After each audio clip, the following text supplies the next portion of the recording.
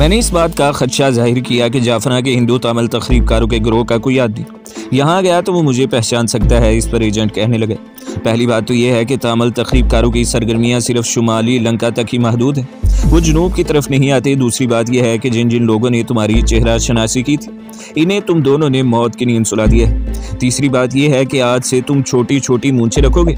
पोशाल ने सवाल किया कि हमारी हिफाजत के लिए कोई असला या जहरीला मवाद दिया जाएगा। एजेंट ने कहा, अभी इसकी ज़रूरत नहीं पड़ेगी, जब वक्त आया तो इसका भी फौरी इंतजाम हो जाएगा। मेरे साथ तुम्हारा राब्ता एक ख़ास ट्रांसमीटर की ख़ास फ्रीक्वेंसी पर कोड लफ्ज़ों में बराबर रहेगा। जिस रोज़ तुम दोनों गैर मुल्की सफारत खाने में अपनी ड्यूटी संभालोगे, इस वक्त तुम्हें एक बाल पॉइंट दे दिया जाएगा, ये ट्रांसमीटर होगा। इस वक्त तुम्हें कोड वर्ड और सिग्नल की फ्रीक्वेंसी भी बता दी जाएगी। अब मैं जाता हूँ, कल शाम को आऊँगा। तुम्हें इस वक्त मेरे साथ चलना होगा, तुम तैयार रहना। इस थैले में तुम्हारे लिए कल दोपहर तक का दूध और डबल रोटी वगैरह मौजूद है। किचन में सब्जियां भी पड़ी हैं। ओके। ये कहकर हमारा एजेंट उठा और कमरे से निकलकर बरामदे से होता हुआ दरख्तों के अंधेरे में गायब हो गया। इसके जाने के बाद मैं और पोशाली देर तक अपने नए और ख़तरनाक मिशन पर बातें करते रहे, फिर अपने अपने कमरों में जाकर सो गए। दूसरा दिन भी वहीं क्वार्टर के आसपास ही गुजर गया। पोशाली ने दोपहर के खाने के लिए आलू और सब्जियां उबाल कर तैयार कर ली। शाम को अपना एजेंट आ गया, हम बिल्कुल तैयार थे। वो टैक्सी लेके आया था। टैक्सी वहाँ से दूर सड़क के किनारे खड़ी थी। यहाँ वो सबसे पहले मुझे बोरीला जंक्शन वाले इलाके में ले गया। पोशाली को टैक्सी में टहलने को कहा और हम एक कुशादा सी गली में किनारे के क्वार्टर में आए। इसने मेरा तारुफ क्वार्टर की मालिका सिन्हाली बेवा से कराया और कहा, आंटी डेविड अपना सामान कल ले आएगा, बस एक बिस्तर ही है इस बेचारे के पास। बड़ा गरीब नौजवान है, मेहनत मजदूरी करके रोजी कमाना चाहता है। सिन्हाली बेवा की उम्र 70 के करीब होगी, बाल सफ़ेद हो चुके थे, पुरानी साड़ी में मलबूस थी और सिगार पी रही थी। इसने मेरा कमरा खोल दिया और बोली, गुसल खाना इसके पीछे है। एजेंट ने बेवा सिन्हाली को बताया कि मैं सिन्हाली जुबान ज़्यादा नहीं जानता था, क्योंकि मेरी परवरिश ज़्यादातर तामिल लोगों में हुई है। शायद इसलिए बेवा सिन्हाली औरत ने मुझसे तामिल में बात की थी। वैसे अब मैं सिन्हाली जुबान समझने और इसके कुछ कुछ लफ्ज़ कहने लगा था। मैं क्वार्टर के अपने कमरे में चला गया। ये काट कबाड़ से भरा हुआ बोसीदा कमरा था, जिसकी छत से पंखा लटक रहा था। मच्छरों ने मुझ पर यलगार की तो मैंने पंखा फुल स्पीड पर चला दिया। बांस की एक मेज़, एक कुर्सी और एक पलंग बिछा था। अपना एजेंट पोशाली को लेकर इसकी नई रिहाइशगाह की तरफ रवाना हो गया। जाते जाते वो मुझसे कह गया था कि मैं कल दिन के 10 बजे गाल रोड वाली माउंट लेविनिया क्लब के पास साहिल समुंदर पर इसे मिलूं। रात मैंने किसी न किसी तरह, सुबह नाश्ता मैंने बाजार में एक रेस्टोरेंट में किया। कुछ देर अपने कमरे में आकर बैठा, अखबार वगैरह पढ़ता रहा। सिन्हाली बेवा के कमरे से खांसी की आवाज़ आ रही थी। वो इतनी कमज़ोर थी कि ज़्यादातर अपने पलंग पर ही रहती थी। मेरा चाकू और पिस्तौल अपने एजेंट के पास ही था। 9:30 बजे मैं गाल रोड वाले साहिल समंदर पर पहुंच गया। ठीक 10 बजे मुझे अपने एजेंट की सूरत नजर आई। वो मुझसे दूर नारियल के दरख्तों के नीचे टहल रहा था। इसने मुझे देख लिया था। मैं ऊपर से एक चक्कर काट कर इसके पास चला आया। इसने मेरी तरफ देखे बगैर कहा, मेरे पीछे पीछे कुछ फासला रख कर चलते हो, मैं तुम्हें पोशाली का फ्लैट दिखाना चाहता हूँ। एजेंट दरख्तों में चलने लगा। मैं कुछ फासला रखकर इसके पीछे रवाना हो गया। पोशाली को जो फ्लैट लेकर दिया था, इसकी हालत बेहद खस्ता थी। वो समंदर से गाल रोड की तरफ जाती तंग और सुनसान छोटी सड़क पर थी। लकड़ी का गेट टूटा हुआ था। बरामदे की ढलानी छत की कई स्लेटें उखड़ चुकी थी। ये 2 कमरों का फ्लैट था।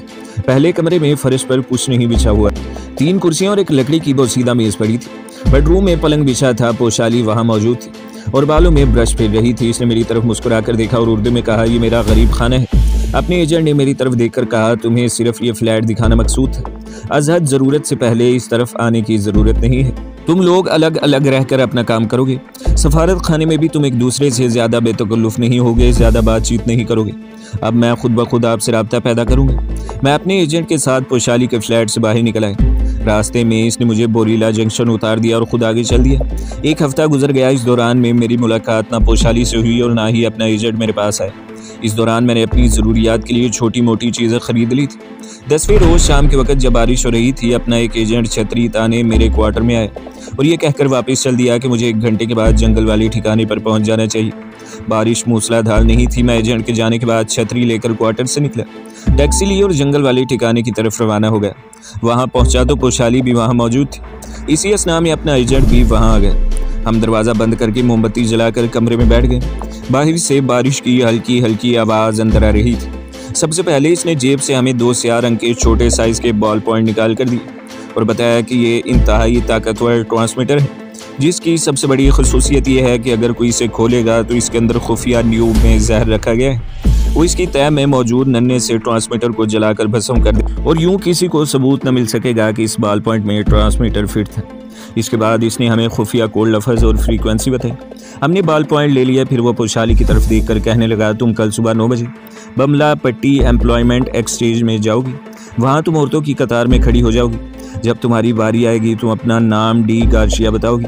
क्लर्क तुम्हें नौकरी की चिट देकर तुम्हारे दस्तखत करवाएगा और तुम्हें इस गैर मुल्की सफारत खाने में जाने को कहेगा जो हमारा टारगेट है। वहाँ जाकर तुम्हें क्या कहना है और इंटरव्यू में क्या कुछ बोलना है तुम खुद अच्छी तरह जानती हो। फिर मेरी तरफ मुतवज्जा हुआ मिस्टर डेविड क्ले। 2 दिन बाद सुबह 9 बजे तुम्हें भी इसी एम्प्लॉय एक्सचेंज के ऑफिस में जाकर कतार में खड़े हो जाना है। तुम्हारी बारी आने पर तुम्हें भी नौकरी की चिट देकर गैर मुल्की सफारत खाने जाने की हिदायत की जाएगी। इंटरव्यू में तुम्हें यही कहना होगा कि तुम मामूली पढ़े लिखे हो और 2 बरस तक भारत में एक अंग्रेज़ के यहाँ फराश के तौर पर मुलाजमत करते रहे हो। बाकी तुम्हें सूरत हाल को खुद संभालना होगा। तुम दोनों को यह कभी ना भूलना चाहिए कि ये नौकरियां इंतहाई जोड़ तोड़ और रिश्वतें देने के बाद तुम्हारे लिए हासिल की गई हैं। इसलिए तुम्हें हर हालत में इंटरव्यू में कामयाब होना हो। ये ट्रांसमीटर बॉल पॉइंट तुम अपनी रिहाइश गाह के किसी खुफिया मुकाम पर छोड़ जाओगे। अब तुम मुझसे या तो इंतहाई ख़तरनाक सूरत हाल में और या इस वक्त रब्ता कायम करोगे जब तुम में से एक ने खुफिया सेफ का कॉम्बिनेशन हासिल कर लिया होगा। इसके अलावा मुझसे मिलने या बात करने की कोई ज़रूरत नहीं होगी, क्योंकि ज़रा सी बेहतियाती हमारे मिशन की सारी कारकर्दगी पर पानी फेर सकती है। बारिश की आवाज़ कमरे में आ रही। हमारे लिए ज़बरदस्त आजमाइश का दौर शुरू होने वाला था। ये कोई मामूली मिशन नहीं था, हमारे वतन पाक की सलामती का मसला था और हम इस हकीकत से भी पूरी तरह बाखबर थे कि जिस सफारत खाने में हमें जासूसी के लिए भेजा जा रहा है वहाँ अनाड़ी लोग नहीं बैठे थे। ये लोग सिक्योरिटी और सीक्रेट सर्विस में अपना सानी नहीं रखते थे, लेकिन हमने भी अपने मिशन में कामयाबी हासिल करने का अहद कर रखा था, चाहे इसमें हमारी जान ही क्यों न चली जाए। कुछ देर बैठने के बाद अपना एजेंट चला गया। इसके जाने के बाद मैं और पोशाली भी थोड़ा थोड़ा वक्फा देकर अपनी रिहाइश गाहों की तरफ चल दी। मुझे नहीं मालूम कि दूसरे रोज़ पोशाली के इंटरव्यू का क्या नतीजा निकला।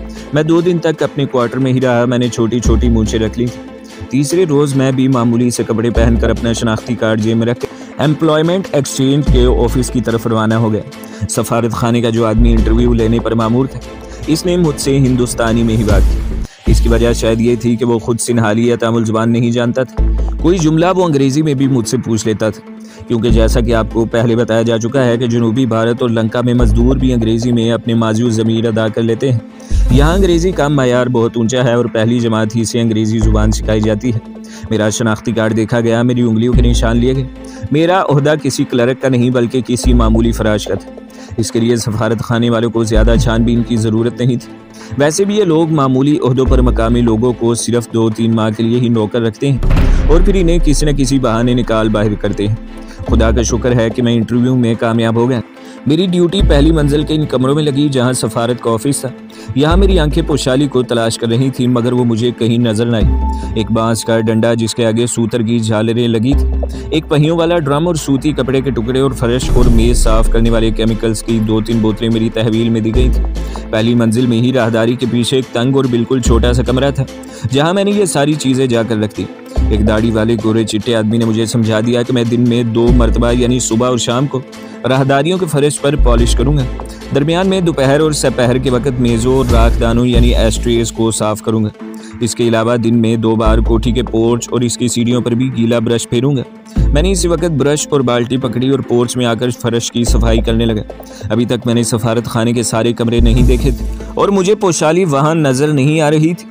दोपहर तक मैं यूं ही पोर्च, सीढ़ियों और राहदारी की सफाई में लगा रहा। खाने का वक्त हुआ तो मैंने अपनी सफाई का सामान तंग सी कोठरी में रखा और बाहर पोर्च की एक तरफ बैठ कर बेड़ी पीने लगा। सामने वाले बगीचे में एक स्याफाम सिन्हाली बाड़ की फालतू पत्तों को काट रहा था। सफारत खाने के गेट पर सिन्हाली गार्ड पहरे पर मौजूद था। गेट का दरवाज़ा बंद था। जब कोई गाड़ी आती या कोई गाड़ी बाहर जाती तो गेट खोल दिया जाता। कोठी के ऊपर इस सफारत खाने के मुल्क का झंडा लहरा रहा था। मैं उठकर माली के पास चला गया और तामिल जुबान में इससे पूछा कि यहाँ खाने को कुछ मिल जाएगा। माली ने मेरी तरफ देखकर कोहनी से माथे पर आया हुआ पसीना पूछा और बोला, तुम फराश हो, आज ही नौकरी पर लगे हो। मैंने इस बात में सर हिलाया और कहा, भगवान की दया से काम मिल गया है, बेकार था। माली ने बताया कि पीछे सफारत खाने की एक कैंटीन है, वहाँ जाकर कुछ खा पी लो। क्योंकि जब तक तुम्हारे पास यहाँ का कार्ड नहीं होगा पहरेदार तुम्हें बाहर जाने या अंदर आने की इजाज़त नहीं दे। मुझे ID कार्ड नहीं मिला था, चुनाचा सफारत खाने की कैंटीन की तरफ चला गया। ये कैंटीन एक गैराज में बनी हुई थी और यहाँ सिर्फ अमले के मुकामी लोग ही आकर चाय पीते थे। खाने का यहाँ कोई इंतज़ाम नहीं था। मैंने डबल रोटी के 2 टुकड़े चाय के साथ खाए और कैंटीन वाले को अपना नाम बताया। इसे कहा कि मैं यहाँ फराश लगा हूँ। इसने मेरी तरफ कोई तवज्जो न दी और चाय बनाने में मसरूफ़ रहा। लंच का वक्त ख़त्म हुआ तो मैं वापस अपने तंग कमरे में आकर बैठ गया। ये कमरा नहीं था बल्कि दीवार में अंदर की जानिब एक शगाफ डालकर सिर्फ इतनी जगह बना दी गई थी कि वहाँ मैं सफाई का सामान रखकर खुद दीवार से टेक लगा कर बैठ सकता। यहाँ मैं अपने पाँव नहीं फैला सकता था। मुझे सफारत खाने के अंदर बीड़ी वगैरह पीने की इजाज़त नहीं थी। दोपहर के वक्त मैंने केमिकल की प्लास्टिक की बोतल और सूती कपड़ा लिया और मेज़ों और एस्ट्रेस की सफाई शुरू कर दी। मेरे कांधे के साथ प्लास्टिक का एक झोला लटक रहा था जिसमें मैं राखदानों की खाक, सिगरेटों के टुकड़े और इधर उधर बिखरे हुए कागज़ों वगैरह को उठाकर डाल देता था। मेज़ पर गैर मुल्की लोग ही काम करते थे। मुझे देखकर वो ज़रा से मुस्कुराते। मैं सलाम करके राखदान साफ़ करता, फिर मेज़ की सतह पर थोड़ा सा केमिकल डालकर तेज़ी से पोंछ कर इसे चमकाता और दूसरी मेज़ की तरफ चल देता। अभी तक मुझे पोशाली कहीं दिखाई नहीं दी थी। मैं हैरान हो रहा था कि वो कहाँ है। कहीं ऐसा तो नहीं है कि इसे यहाँ नौकरी नहीं मिल सकी। लेकिन पोशाली जैसे खुशशक्ल नौजवान लड़की है, फिर ये नौकरी आर्जी है। 2-3 महीनों के बाद इसे भी यहाँ से निकाल दिया जाना था। फिर इसको मुलाजिम रखने में यहाँ किसी को कबाहत नहीं होनी चाहिए थी। दफातर के कमरे ज़्यादा नहीं थे। एक जीना राहदारी से ऊपर वाली मंजिल को जाता था। ऊपर सफाई करने वाले फराश अलग थे जो सीढ़ियाँ और ऊपर वाली मंजिल की सफाई करते थे। मैंने वो जीना भी देख लिया था जो नीचे तहखाने वाली मंजिल को जाता था। वहाँ एक सिनहाली औरत सफाई पर मामूर थी। मैंने दफ्तर के तमाम कमरों की सफाई कर दी और वापस अपनी जगह पर आकर बैठ गया। यहाँ मैं बीड़ी नहीं पी सकता था। दिल बीड़ी पीने को चाहा तो उठकर बागीचे में आ गया और बाड़ के पास ज़मीन पर खाकरोबों की तरह बैठकर बीड़ी पीने लगा। अभी मैंने 2-3 कशी लगाए होंगे कि एक माइक्रो वैगन गेट से गुजरकर पोर्च में आकर इसमें से एक स्कर्ट में मलबूस गैर मुल्की चिट्टी औरत और एक वैसी ही रंगत वाला जवान आदमी बाहर निकला। इन दोनों के पीछे पोशाली वैगन से उतरी। इसने हाथ में चमड़े का एक थैला उठा रखा था। मैं बीड़ी फेंक कर उठ खड़ा हुआ। पोशाली ने मुझे देख लिया था। वो दोनों सफारत खाने के अहलकारों के पीछे पीछे लॉबी में से गुजरती हुई राहदारी में दाखिल हुई। मैं भी राहदारी में आ गया। राहदारी के आखिर में जो जीना नीचे की तहखाने वाली मंजिल में जाता था, पोशाली इस गैर मुल्की जोड़े के साथ इस जीने से नीचे उतर गई। पोशाली को भी इस सफारत खाने में देखकर मुझे बहुत खुशी हुई, हौसला और तसल्ली भी हुई। ये मुझे इल्म हो गया था कि पोशाली को निचली ज़मीन 2 मंजिलों में काम मिला है, क्योंकि वो इसके बाद ऊपर नहीं आई थी। और मैंने दोपहर के वक्त कॉरिडोर और लॉबी के फर्श को साफ़ करना शुरू कर दिया था। छुट्टी होने में 1 घंटा बाकी रह गया था। मैंने आध घंटे में कॉरिडोर और लॉबी के फर्श को चमका कर रख दिया। मैं कॉरिडोर में अपने ठिकाने के अंदर सुकड़ के बैठा कि सिनहाली चपड़ासी ने आकर हकारत आमेज़ लहजे में कहा, मुझे अंदर हेड क्लर्क साहब बुला रहे हैं। मैं जल्दी से उठकर अंदर गया। हेड क्लर्क इसी मुल्क से ताल्लुक़ रखता था जिस मुल्क का ये सफारत खाना था। हेड क्लर्क ने मुझे एक ताश के पत्ते से आधे साइज़ का ID कार्ड दिया जिस पर मेरी तस्वीर और सफारत खाने की मोहर लगी थी। इसने मुझे हिंदुस्तानी में समझाया कि अगर ये ID कार्ड मुझसे गुम हो गया तो मुझे नौकरी से निकाल दिया जाएगा। मैंने हाथ जोड़ के भारतीय या सिनहाली तामलों की तरह कहा कि मैं इसे गुम नहीं होने दूंगा साहिब। छुट्टी हुई तो मैं सफारत खाने के अहाते से निकलकर अपने क्वार्टर की तरफ चल पड़ा। चौक में से मैंने बस पकड़ी। क्वार्टर में आकर मुंह हाथ धोया, बालों की कंघी की, बाहर रेस्टोरेंट में जाकर चाय का एक गिलास और सिगरेट पिया और फिर बस में सवार होकर शहर से बाहर एक पार्क में आकर दरख्त के नीचे बैठ गया। इस गैर मुल्की सफारत खाने में काम करते हुए मुझे और पोशाली को 15 दिन गुजर गए थे और अभी तक हमें कोई कामयाबी नसीब नहीं हुई थी। अभी तक मैं ज़मीन के नीचे वाली मंजिल में भी नहीं जा सका था। मैं दफ्तर में पोशाली से कोई बातचीत नहीं कर सका था और पोशाली के घर पर जाने की भी मुझे इजाज़त नहीं थी। इसी दौरान मैंने पोशाली को दूसरी यानी अपनी वाली मंजिल पर एक दुबले पतले गैर मुल्की से मुस्कुरा कर बातें करते और जीने से नीचे उतरते देखा। मुझे यकीन था कि यही वो ज़मीन दोस्त सीक्रेट ऑफिसर है जिसके पास फौलादी सेफ के ताले की कॉम्बिनेशन है। कॉम्बिनेशन से मतलब ये था कि वो लफ्ज़ जिनको मिलाने से सेफ का ताला खुल जाता है। बाद में इसकी तस्दीक हो गई कि यही वो ऑफिसर था और इसका नाम ही समरनोफ था। गोया पोशाली ने अपने मंसूबे पर अमल दरामद शुरू कर दिया था, लेकिन मेरे हिसाब से हम बड़ी सुस्त रफ्तारी से आगे बढ़ रहे थे। 15 दिन गुजर गए थे और अगर इसी तरह 15 दिन मज़ीद गुजर जाते हैं तो हमारे पास अपने मिशन को कामयाबी से हमकनार करने के लिए बहुत ही थोड़ा वक्त रह जाएगा और इसके बाद तो हमें सफारत खाने से छुट्टी मिलने वाली थी।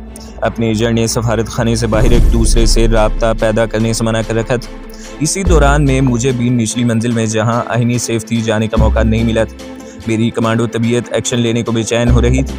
वैसे वक्त भी गुजरता चला जा रहा था। मैं इसी अधेड़बुन में एक रोज़ दोपहर लंच के वक्त खाली राहदारी साफ कर रहा था कि पोशाली को मैंने तहखाने के जीने पर से निकल कर राहदारी से आते देखा। इसने जानबूझकर कोई चीज़ नीचे गिरा दी। मैं जल्दी से झुककर रजिस्टर और कागजात उठाने लगा, वो भी अंग्रेज़ी में शुक्रिया कहकर कागज़ों के दस्ते और फाइल कवर उठाने लगे। ये सब कुछ इसने जानबूझकर किया था। नीचे झुकते ही इसने दबी जुबान में कहा, आज रात मेरे फ्लैट पर अंधेरा हो जाने के बाद आना। वो स्टेशनरी इकट्ठी करने के बाद एक बार फिर मुस्कुराकर मेरा शुक्रिया अदा करते हुए ऑफिस की तरफ चल दी। पोशाली के इस पैगाम ने मुझे बड़ा हौसला दिया और अपनी मंजिल रोशन रोशन सी नजर आने लगी। छुट्टी के बाद मैं मामूल के मुताबिक सीधा अपने क्वार्टर में आ गया। शाम को अपने क्वार्टर में ही बैठा अखबारात वगैरह पढ़ता रहा। जब रात हुई तो चौक वाले रेस्टोरेंट में जाकर खाना खाया और फिर बस पकड़कर पोशाली के फ्लैट की तरफ रवाना हो। बादलों से घिरी हुई रात सड़कों और शहर में रोशन थी, मगर पोशाली के समुद्री साहिल के इलाके में काफ़ी अंधेरा था। कहीं कहीं खंबे पर बिजली के बल्ब रोशन थे। मुझे पोशाली का फ्लैट याद था। मैं साहिल समंदर की जानिब से इस छोटी सी अंधेरी वीरान सड़क पर आ गया, जो पोशाली के बोसीदा आसिफ ज़दा फ्लैट के सामने से गुजर कर आगे गाल रोड से जाकर मिल जाती थी। पोशाली के फ्लैट के बाहर घुप अंधेरा था। सिर्फ कोने वाले कमरे की खिड़की पर धीमी रोशनी हो रही थी। मैं चुपके चुपके दरख्तों के करीब से गुजरता हुआ फ्लैट के मेन दरवाजे पर आकर रुक गया और दरवाजे पर आहिस्ता से दस्तक दी। ये एक मखसूस दस्तक थी। थोड़ी देर के बाद पोशाली ने दरवाज़ा खोल दिया। वो मेरा इंतज़ार कर रही थी। दरवाज़ा बंद करने के बाद वो मुझे दूसरे कमरे में ले गई। कमरे में धीमी रोशनी का बल्ब दीवार के साथ लगे हुए ब्रैकेट में रोशन था। पलंग पर पुराने कपड़े और चादरें बिखरी पड़ी। मैं कुर्सी पर बैठ गया, पोशाली पलंग पर बैठ गई। कमरे में गहरी खामोशी छाई हुई थी। पोशाली ने उठकर खिड़की का पर्दा हटाकर बाहर झांक कर देखा। उधर से समंदर की हवा आ रही थी। पोशाली ने खिड़की बंद कर दी और मेरे पास आकर बैठते हुए बोली, जिस आदमी के पास चांकिया प्लान के सेफ के ताले की कॉम्बिनेशन है, मुझे इसे अपने काबू में करने की हिदायत की गई थी। मैंने बहुत जल्दी ये मालूम कर लिया और मैं इस नतीजे पर पहुंची हूँ कि ये शख्स जिसका नाम समरनोफ है, पत्थर का बना हुआ एक चलता फिरता पत्थर है। इस पर किसी चीज़ का असर नहीं होता। मैं समझती हूँ कि सफारतकारों ने इस मकसद के लिए एक बेहतरीन आदमी चुन कर रखा है। मैंने इसे कहा कि तुम अपनी कोशिश जारी रखो। वो झंझला कर बोली, तुम शायद नहीं जानते कि मैं आदमी के दिल को चीर कर इसकी तह तक पहुँच जाती हूँ। समरनोफ जिस मिट्टी का बना हुआ है, इसको माता हरी जैसी शोरा या फाक जासूसा भी अगर आ जाए तो अपने ज़ेरे असल लाने में कामयाब नहीं हो सकेगी। और हमारे पास इतना वक्त नहीं है। हमें बहुत जल्द चांकिया प्लान के ब्लूप्रिंट को चुरा कर यहाँ से सरहद पार भिजवाना है। हम जितनी देर करेंगे ये ख़तरा तुम्हारे वतन पाक की फ़िज़ाओं के और करीब तर होता जाएगा। पाकिस्तान तुम्हारा वतन है, लेकिन मुझे इससे अपने वतन की तरह मोहब्बत है, इसलिए कि ये मुल्क इस्लाम के नाम पर बना है और यहाँ इस्लाम का परचम लहराता है और इसकी फ़िज़ाओं में सुबह व शाम अजानों की सदाएँ गूंजती हैं। तुम ही बताओ, क्या तुम मज़ीद इंतज़ार कर सकते हो? जहाँ तक मेरा ख्याल है कि अगर मैं इस पत्थर के आदमी समरनोफ में शुगाफ डालने की कोशिश करती हूँ तो एक बरस बाद शायद इस सतह पर हल्का सा निशान डालने में कामयाब हो सकूँ। मैंने तुम्हें इसलिए बुलाया है कि तुम भी बुनियादी तौर पर कमांडो हो और मैं भी बुनियादी तौर पर कमांडो हूँ। सिर्फ़ और सिर्फ कमांडो एक्शन ही से कामयाबी हासिल करते हैं। हमें बढ़कर हमला करना होगा, हल्ला बोलना होगा और मुझे यकीन है कि अगर हमने बेहतरीन प्लानिंग के साथ हमला किया तो कामयाबी हमारे कदमों में होगी। पोशाली के दलाइल ने मुझे कायल कर लिया था। इसमें कोई शक नहीं कि हम बुनियादी तौर पर कमांडो, दलेरी, जुर्रतमंदी और अपनी जान पर खेल जाने वाले कमांडोज, मौत जिनके सामने सरनगू होती है, मौत को जो कभी खातिर में नहीं लाते और जिनकी ज़रब इंतहाई कारी होती है। ये 100 सुनार की नहीं बल्कि एक लोहार की ज़रब होती है। मैंने कहा, मैं तुम्हारे ख्यालात की तायद करता हूँ पोशाली, मगर क्या तुम्हारे जहन में कोई प्लान है? मेरा मतलब है तुमने आहिनी सेफ का जायज़ा लिया है और ये मालूम भी किया कि वहाँ के हालात क्या हैं और वहाँ रात को गार्ड्स का पहरा कहाँ कहाँ होता है। पोशाली कहने लगी, जिस तहखाने में याहनी सेफ दीवार में लगा है वहाँ रात को किसी का पहरा नहीं होता। पहरा सिर्फ बाहर सफारत खाने के पोर्ट्स में होता है, जहाँ मेरी मालूमात के मुताबिक 2 गैर मुल्की पहरा देते हैं, लेकिन सेफ की हत्थी को एक अलार्म से मुंसलिक कर दिया गया है। कॉम्बिनेशन मिलाकर सेफ को खोलना दूर की बात है, अगर कोई बाहर का आदमी सेफ के हैंडल को हाथ भी लगा दे तो सफारत खाने के सारे कमरों के अलार्म चीख उठेंगे। हमें कॉम्बिनेशन मालूम करने के बजाय सबसे ज़्यादा इस अलार्म को बेकार करने की ज़रूरत है। मैं नहीं समझती कि ये ऑफिसर समरनोफ दुनिया की हसीन से हसीन तर औरत के दाम में उलझ कर इसे कॉम्बिनेशन के हरूफ बता देगा। अगर हम इस कॉम्बिनेशन के पीछे लग रहे हैं तो हम यहाँ अपना वक्त ज़ाया करेंगे और बहुत जल्द वो दिन आएगा जब सफारत खाने वाले अपने रवाज के मुताबिक हमको नौकरी से जवाब दे देंगे। इसी वक्त हमें बाहर से कमांडो एक्शन करना पड़ेगा, तो क्यों ना इस वक्त ही हम कमांडो एक्शन पर अमल करें, जबकि हमें सफारत खाने के अंदर होने का मौका हासिल है। तो दोस्तों, अगली किस्त सुनने के लिए हमारे चैनल को सब्सक्राइब करें, वीडियो को लाइक करें और बेल के आइकन को भी दबा दें ताकि हर जो आने वाली वीडियोज़ हैं वो आपको सबसे पहले मिलती रहें।